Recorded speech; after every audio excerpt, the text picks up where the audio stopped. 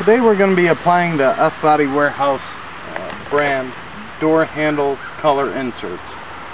We'll be applying these to a 1989 Trans Am GTA. The installation process is an easy one. Basically all you're going to do is take your door handle and you're going to clean it off with a little reducer. What that does is it breaks free any waxes or solvents that have been on the door handle inlay at one point or another. You wipe it off, allow it to air dry, and then we'll be applying the sticker. Simply pull the sticker off the backer, even it up, set it into place, and you'll smooth out on either side, getting any air bubbles out from behind the decal.